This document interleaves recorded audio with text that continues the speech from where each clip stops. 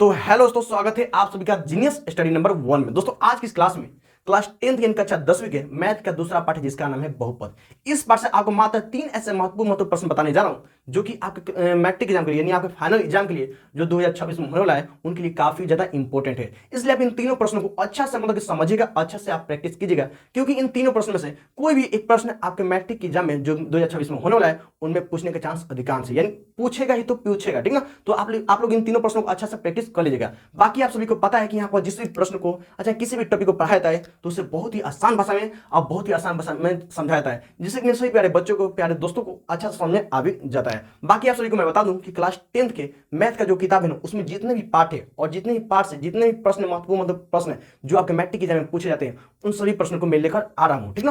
उन सभी प्रश्नों को लेकर आ रहा हूँ, उन सभी प्रश्नों को मैं बनाते हुए आपको समझाऊंगा, आपको बस प्रैक्टिस करना है, ठीक ना। अगर चैनल नए हैं तो चैनल को सब्सक्राइब जरूर करेगा, क्योंकि मैं जितने भी प्रश्न लेकर आऊंगा वो सभी आपके लिए बहुत ज्यादा इंपॉर्टेंट होगा, यानी बहुत ज्यादा महत्वपूर्ण होगा, ठीक है ना। तो चलिए बिना टाइम वेस्ट के बढ़ते हैं और इन तीनों प्रश्नों को एक एक करके अच्छा समझते हुए बनाते हैं। तो चलिए स्टार्ट करते हैं बिना टाइम वेस्ट के। तो दोस्तों ये रहा पहला प्रश्न जो कि काफी ज्यादा इंपॉर्टेंट है, बहुत ज्यादा महत्वपूर्ण है। और महत्वपूर्ण इसलिए है क्योंकि अगर आप इस पहला प्रश्न को आप अगर अच्छे से समझ गए ना तो बाकी प्रश्न को आप एकदम चुटकियों में बना सकते हैं, यानी बहुत आसान तरीके से बना सकते हैं। और मैं समझाऊंगा तो आपको समझ में नहीं आएगा जी, बिल्कुल आएगा, बस आप थोड़ा सा ध्यान दीजिएगा, ठीक है। चलिए इसे स्टार्ट करते हैं और समझते हैं कि आखिर ये प्रश्न बोल क्या रहा है, हमको क्या करना है, कैसे हमको बनाना है। चलिए समझते हैं, पढ़ते हैं पहले, ठीक ना। तो बच्चों आप सब देख सकते हैं ये रहा वो पहला प्रश्न जो कि बोल रहा है कि द्विघात बहुपद x square minus 2x minus 8 के संयुगों को ज्ञात करें। कहने का मतलब ये है कि द्विघात बहुपद दिया है, क्या दिया बाबू, तो x square minus 2x minus 8 के संयुगों को ज्ञात करना है। संयुगों का मतलब ये होता है ना कि एबीसीडी का जो इसमें अक्षर होता है ना उसका मान निकालना पड़ता है। तो आप बोले सर इसमें x है तो इसका मतलब कि x का मान निकालना पड़ेगा। हाँ बिल्कुल निकालना पड़ेगा। हाँ अगर मैं आपसे एक चीज पूछूं कि बताओ कि x के मान को यहाँ पर निकलेगा तो आप लोग थोड़ा सा कंफ्यूज आ जाएगा, लेकिन आप देख कर बता सकते हैं। कैसे? आप बोलिए अगर मैं आपसे पूछूं कि x के अधिकतम पावर कितना है, यानी सबसे ज्यादा पावर कितना है, तो आप बोलिए सर x के सबसे बड़ा का पावर 2 है, तो इसका मतलब कि 2 x के मान 2 आएगा, वही शून्य हमारा कहलाता है, ठीक है। चलिए ठीक है, चलिए समझते हैं। हाँ एक चीज आपको बता दूं कि द्विघात बहुपद की एक व्यापक रूप होता है, द्विघात बहुपद के एक व्यापक रूप होता है। क्या होता है वो देखिए यहाँ पर समझ लीजिएगा, ठीक ना। द्विघात बहुपद का व्यापक रूप यानी कि व्यापक रूप मतलब सामान्य रूप, हर किसी के एक व्यापक सामान्य रूप होता है, ठीक ना। तो यानी कि द्विघात बहुपद का व्यापक रूप क्या होता है बाबू, तो A X square plus B X plus C, यानी कि आप देख सकते हैं कि इसी के रूप में ये प्रश्न दिया है, इसी के रूप में ये प्रश्न दिया है। आपको इसका शून्य ज्ञात करना चाहिए, ठीक ना। आपको क्या करना है कि ऐसे प्रश्न में को क्या करना है कि आपको हल करते समय जो दिया है उसको उतार देना है, यानी कि दिया है आप लिख देंगे दिया है एक्स स्क्वायर, आपको इतना नहीं, द्विघात नहीं देना, आपको ये दे देना, ठीक है, direct x square minus 2x minus 8, और यहाँ लिख देंगे आपके इतना के शून्य के लिए, यानी कि इतना के शून्य के लिए शून्य के लिए आपको इतना लिख देना, ठीक ना। यानी कि दिया है एक्स स्क्वायर 2x माइनस 8 के शून्यों के लिए आपको क्या करना है कि यहाँ पर एक्स स्क्वायर इसी को लिखना, ठीक ना, x square minus 2x minus 8 और बराबर में आपको जीरो लगा देना है, बराबर में आपको जीरो लगा देना, ठीक ना। हाँ अगर मैं आपसे पूछूं कि ये किस रूप में दिया है तो आप लिख सॉरी इस रूप में दिया, यानी कि आप इस यहाँ पर आप लिख सकते हैं, यानी कि A X square plus B X plus C बराबर जीरो, यानी बराबर जीरो यहाँ पे मान दो, ठीक ना। समझ आया ना जी। हाँ आप लिखो सॉरी यहाँ पर देखने की यहाँ प्लस है इसमें, लेकिन इसमें माइनस है, हाँ तो प्लस माइनस आप दे सकते हैं। हाँ अगर मैं आपसे पूछूं कि बाबू ये बताओ कि ए बी सी यहाँ पर ए बी सी के मान यहाँ पर क्या है, तो आप लिखो सॉरी ए बी सी के मान क्या है, यहाँ कुछ दिया ही नहीं। हाँ तो दिया है, बता दूं क्या, तो ए बी सी के मान वही होता है जो संख्या के रूप में लिखा होता है। तो आप लिखो सॉरी ए के मान तो यहाँ पर संख्या होता नहीं है, लेकिन है कुछ नहीं होता, तो अब एक होता है। बी के मान है जी, हाँ जी है माइनस 2 है, सी के मान है तो माइनस 8 है, यानी सी के मान कौन होता है जिसके साथ एबीसीडी का कोई भी अक्षर ना हो, ठीक ना। चलिए हो गया ना, समझा ना। हाँ जी बिल्कुल समझा। अब चलिए स्टार्ट होता है। स्टार्ट क्या है बाबू, तो आपको क्या करना है, सबसे पहले आपको ए और सी में गुना करना है, ए और सी में गुना करना है। तो ए के मान क्या बाबू, तो 1 है, ठीक ना। सी के मान क्या बाबू, तो आप देखें सी के मान 8 है, ठीक ना, चिन्ह नहीं लेना, ठीक ना। तो 1 और 8 में गुना करिएगा तो कितना होगा बाबू 8।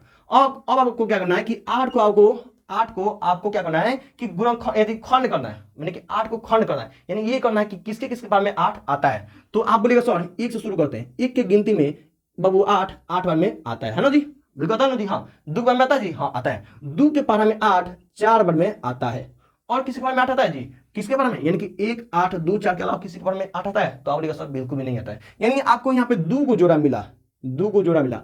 अब आपको क्या करना है कि इन दोनों से किसी एक जोड़ा को जोड़कर अच्छा घटाकर आपको बी का मान लाना है, यानी कि बी का मान क्या बाबू, तो -2 लाना है, ठीक ना।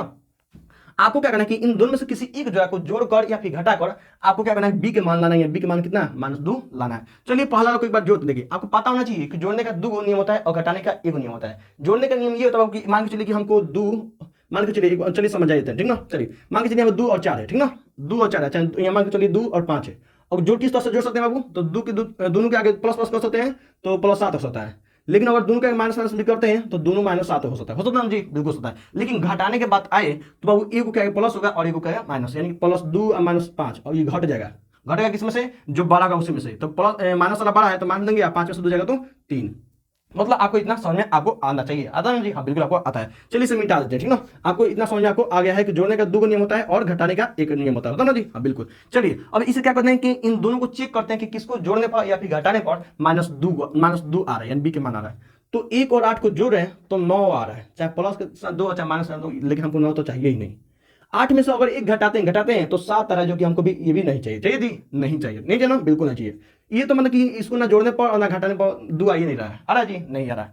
और नीचे वाला को अगर जोड़ रहे हैं, 2 और 4 को जोड़ेंगे तो 6 आ रहा है, जो कि हमको नहीं चाहिए। लेकिन अगर हम घटा रहे हैं, यानी 4 में से 2 घटा रहे हैं तो हमारा 2 आ जा रहा है, जो कि हमको चाहिए। हाँ, यानी हमको समझ में आ गया कि घटाने पर हमको कितना रहा बाबू, 2 आ जा रहा है। तो इसका मतलब है कि हमको यहाँ पर क्या करना है कि यहाँ पर 2 और 4 रख देना है।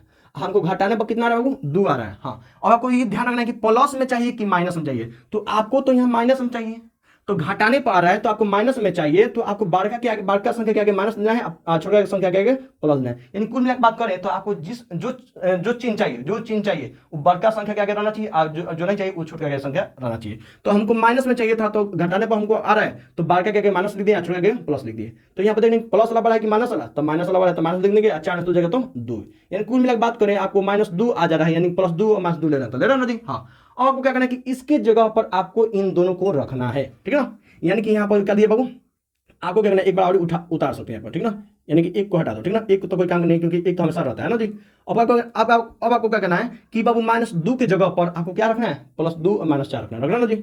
+2 यानी दोनों के साथ बाबू x जोड़ देना है, दोनों के साथ x जोड़ देना है, यानी +2x - 4x। आज जो c के मान है आपको ऐसे कैसे उतार देना है, किसी दिक्कत नहीं। क्या किया भाई, मैं क्या कहूँ अभी तक आपको इतना शुरुआत में कुछ समझना है थोड़ा सा, ठीक ना, थोड़ा सा स्पीड समझ लीजिएगा, ठीक ना। चलिए यहाँ को क्या करना है, क्या किया बाबू, आप सबसे पहले हम किए ए और सी में गुना किए, ए और सी में गुना करें तो 8 गया, 8 के हम खंड किए तो एक के बारे गिनती, एक की गिनती में 8 गया और 2 के बारे में 4 गया। इनके अलावा किसी के बारे में 8 नहीं आता है। यानी हमको 2 को जोड़ा मिला, किस जोड़ा को जोड़ने पर या चाहे घटाने पर हमको 2 आ रहा है, तो इस जोड़ा को हमको घटाने पर हमको 2 आ जा रहा है। तो एक को क्या प्लस किए, आगे माइनस किए तो -2 हमारा आ जा रहा है जी। अब आपको क्या करना है कि -2 के जगह पर आपको +2 और -4 रखना है, और दोनों के साथ x जोड़ देना, किसी दिक्कत नहीं। अगर मैं आपसे यहाँ पूछूं कि कौन यहाँ पे पद है, तब बोलेगा सर 1 गो 2 गो 3 गो 4 गो पद है ना जी। तो आपको क्या करना है कि 2 को पद यहाँ पर आपको बांट लेना है, 2 को पद आपको बांट लेना है, ठीक ना। यानी ये 2 को अलग हो गया और ये 2 को अलग हो गया। हाँ, अब मैं आपसे पूछूं कि इन दोनों में एक जैसा क्या है, तो आप बोलेगा सर दोनों में x दिख रहा है, तो आपको x निकाल देना है, ठीक ना। ओके, कोई दिक्कत नहीं। अब इसमें संख्या नहीं है, इसमें संख्या है तो कोई संख्या घटाइए तो, ठीक ना। यानी कि देख रहे हैं कि इसमें x है, इसमें भी x है, तो x निकाल देना, एक को x निकाले।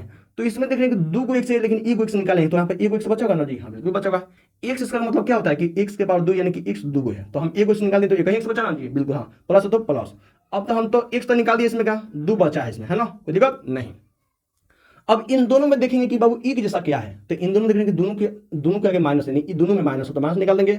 अब देखने की 4 है, यहाँ पे 8 है, किसके पार में 4 और 8 आता है, तो आप लिखा 4 के पार में 4 और 8 आता है, तो आपको क्या करना है कि 4 को निकाल देना है, ठीक है ना। ओके, हाँ निकाल देना, कोई दिक्कत नहीं।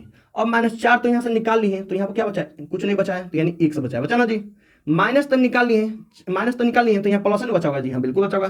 4 के बार में 8 कितने बार में होगा, तो 2 बार में होगा, कोई दिक्कत नहीं। और आपको यहाँ पे सही गलत का पहचान हो जाएगा, कैसे, अगर दोनों कोष्ट के आगे एक जैसा होगा तो समझ लीजिएगा कि सही जा रहे हो, अगर एक जैसा नहीं है तो समझिए गलती जा रहे हो, ठीक ना। अब आपको क्या करना है कि इन दोनों कोष्ट के बदले आपको एक कोष्ट वाला देना है, यानी x + 2 एगो देना है, और जो बाहरी है आपको एगो देना है, यानी कि x - 4, ठीक ना, बराबर में 0। अब आपको क्या करना है कि दोनों के बराबर एक बार एक बार 0 रखना है, यानी कि x + 2 बराबर 0 एक बार हो जाएगा, और एक बार x - 4 बराबर 0 हो जाएगा। यानी x का मान यहाँ पर निकलेगा, तो देखने कि x का मान निकलना है, यानी अकेला छोड़ना पड़ेगा, तो +2 इधर आएगा तो वो -2 हो जाएगा, ठीक ना। यानी x मान एगो निकल गया ना। अब यहाँ पर देखने की x का मान निकलना है, तो -4 इधर आएगा वो +4 हो जाएगा, यानी कि x मान एगो 4 आ गया, आगे ना जी। तो आपको एक चीज बता दूं कि यहाँ पर बाबू जो माइनस वाला होता है ना, वो अमान्य होता है, जो माइनस वाला होता है वो अमान्य होता है, यानी अमान्य है, और जो प्लस वाला होता है वो मान्य होता है। जो प्लस वाला होता है वो मान्य है, कोई दिक्कत नहीं। तो आपका ये प्रश्न आपको बन गया, ठीक है ना। इसमें थोड़ा सा लेट लगा था, लेकिन बाकी प्रश्न एकदम आसान तरीके से आप बना लीजिए, ठीक है। चलिए स्टार्ट करते हैं दूसरा प्रश्न क्या बोल रहा है, ठीक है ना।